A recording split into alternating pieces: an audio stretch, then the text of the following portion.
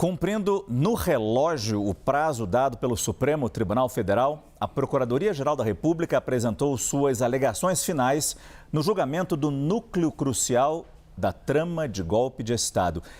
Como esperado, a PGR pediu a condenação dos 8 réus desse núcleo, entre eles o ex-presidente Jair Bolsonaro. Nós temos aqui no telão um resumo das 517 páginas assinadas pelo Procurador-Geral Paulo Gonet, justificando o pedido de condenação para cada um dos réus, começando por Jair Bolsonaro. O texto dedica 136 páginas ao ex-presidente, afirmando que a sua atuação, pautada pela afronta à legalidade constitucional, teve por objetivo sua continuação ilegítima no comando do país e o enfraquecimento das instâncias, em negação do princípio da alternância democrática, da soberania popular e do equilíbrio entre os poderes. O PGR descarta que os ataques de Bolsonaro contra autoridades, descarta que eles fossem apenas críticas ou desabafos, mas tinham, na verdade, o objetivo de incitar e desestabilizar a democracia.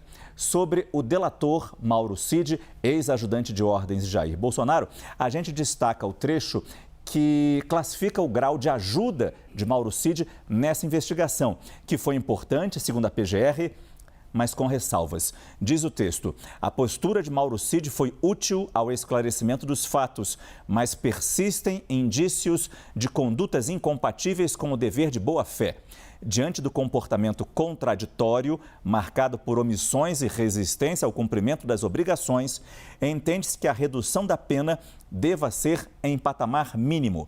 O Ministério Público sugere a redução de 1/3 da pena imposta. Como delator, ele poderia ganhar até a integralidade dessa redução de pena, mas por causa dessas contradições apontadas pelo Procurador-Geral da República, o MP sugere a redução de apenas 1/3 da pena, claro, se ele vier a ser condenado. General Braga Neto. O PGR afirma que o ex-ministro da Defesa comandava a organização criminosa e empenhou-se em instaurar o caos por meio de denúncias infundadas de fraude eleitoral, de notícias falsas contra o judiciário e campanhas contra adversários. A escalada dessas ações levou à formulação de planos que envolviam assassinatos de ministros do Supremo Tribunal Federal, do presidente Lula e do vice-presidente Geraldo Alckmin. Nós vamos agora continuar numa outra tela, mostrando agora o que disse o PGR sobre Anderson Torres, que teve analisada sua atuação como ex-ministro da Justiça de Bolsonaro e ex-secretário de Segurança Pública do Distrito Federal na época da invasão do 8 de janeiro. Diz o PGR: o longo histórico de contribuições de Anderson Torres para os intentos da organização criminosa inviabiliza a máxima de que o réu se encontrava no lugar errado na hora errada. Continuou o PGR: a tese de mero acaso, ventilada pela defesa de Anderson Torres, não se sustenta diante de ações e omissões para o mesmo propósito. Uma das alegações da defesa de Anderson Torres, de que ele estava viajando para a Flórida no dia da invasão da Praça dos Três Poderes, é questionada pela Procuradoria. Paulo Gonet afirma haver possível falsidade do documento que comprovaria a data da viagem anunciada por Anderson Torres.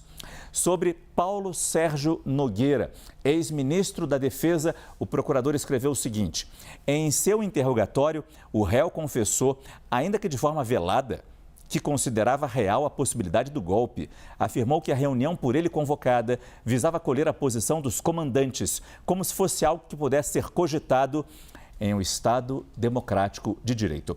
Já o ex-comandante da Marinha, Almir Garnier, ele foi comparado a outros comandantes das forças. Diz o PGR, embora Freire Gomes, que foi do Exército, comandante do Exército, e Batista Júnior, que foi da Aeronáutica, embora eles tenham se posicionado contra o golpe concebido pela organização criminosa, não resta dúvida de que Almir Garnier, a ele aderiu ao golpe e se colocou à disposição de Bolsonaro para seguir as ordens necessárias ao cumprimento do decreto.